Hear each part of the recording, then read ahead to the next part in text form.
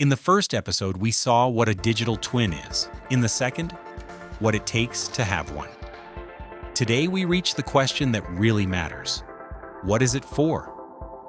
A twin is not a pretty dashboard. It is the difference between asking what would happen if and knowing what to do right now.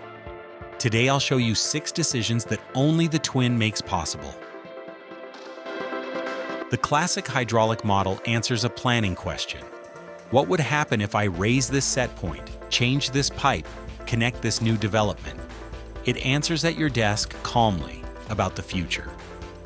The twin answers a different question in a different time frame. What is happening in my network now? And what is the best thing I can do in the next few minutes? And because it is connected to reality, it doesn't just tell you what to do, it lets you test it on the virtual copy before touching a single valve in the street. On the same gravity-fed network from episode 1, let's look at 6 decisions. First decision, locate a leak you cannot see yet.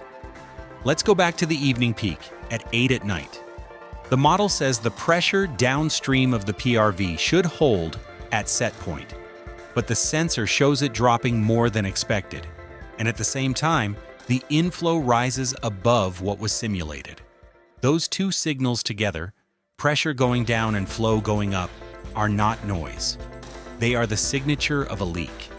Normal demand raises the flow, but it doesn't pull the pressure down like this.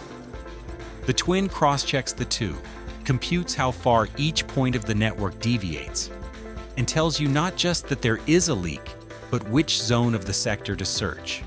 You send the acoustic crew to the right spot. And all of this before the water breaks the pavement. Second decision, stop operating the PRV with a fixed set point. Today, we leave it at 35 meters, 24 hours a day. But the network doesn't need the same thing at 8 in the morning as at 3 in the morning. During the day, at the peak, you need those 35 meters so the highest user gets water. At night, with minimum demand, that same pressure is excess. And excess pressure has a cost. Remember the leakage series? Background leakage grows with pressure. The twin lets you evaluate a dynamic set point, lowering it, say, to 28 meters overnight, without dropping below the minimum service pressure, and raising it just before the peak.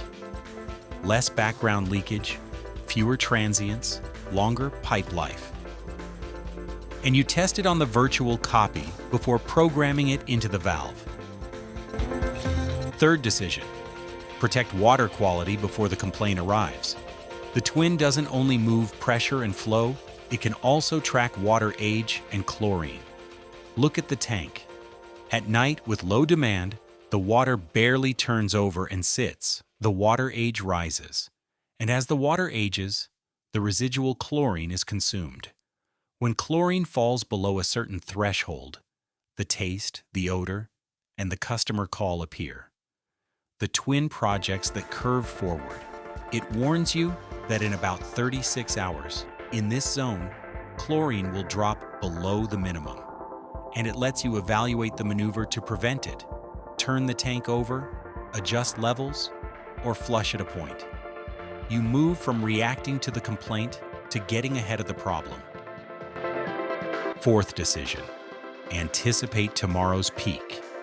A twin that has been connected for weeks learns the pattern of your network. It knows how it behaves on a Tuesday, a Sunday, a hot day. And with that, it forecasts tomorrow's demand before it happens. Look, this is today's curve. And this dashed one is tomorrow's forecast, with its expected peak at 7 in the evening. Knowing that, the twin lets you pre-position the network, fill the tank overnight when there is slack, to reach the peak with reserve. Instead of chasing demand, you wait for it, ready, operating on the forecast, not on the surprise. Fifth decision, validate a maneuver before executing it.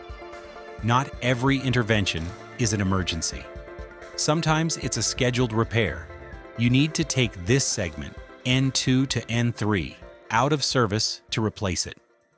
The operator's question is always the same. If I close these valves, who do I leave without water, and does the network hold?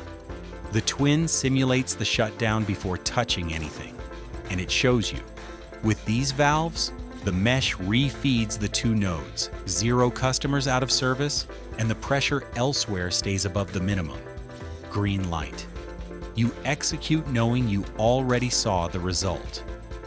That is operating on a virtual copy. Make your mistakes in the simulation, not in the street. Sixth decision, and this one is against the clock. A main breaks right now. Water is pouring out, and every minute counts. The question is not why it broke. That comes later. The question is, which valves do I close to isolate the break, affecting the fewest possible users? By hand on a map that takes time, and often you close more than you need. The twin solves it in seconds. It takes the break location, evaluates the valve combinations that isolate it, and shows you the best one. Closing the upstream valve would leave all 1,500 connections without water. Closing these 2 local valves leaves 180 without service, and the rest of the sector keeps water. And before sending anyone out, you validate that you are not leaving a critical point unfed. Do you see the thread that ties the 6 together? In all of them, the twin does the same thing. It observes what is really happening, simulates your options on the virtual copy, lets you choose, validate, and then act. Locate a leak, move a set point, protect the chlorine, anticipate the peak, validate a maneuver, isolate a break. It's not that the twin decides for you. It lets you decide better, faster, and with less risk. And with this, we close the series. In episode 1, we understood that the twin is the evolution of the model, not its replacement. In episode 2, what it takes to build it on a calibrated base. And today, the decisions that only it makes possible. The model told you what could happen. The twin helps you decide what to do. It's what we are building with Flow Analyzer. This series was made with the assistance of Claude Code. If you manage a water network, subscribe to Transparent Blue Water, and I'll see you next time. Signed,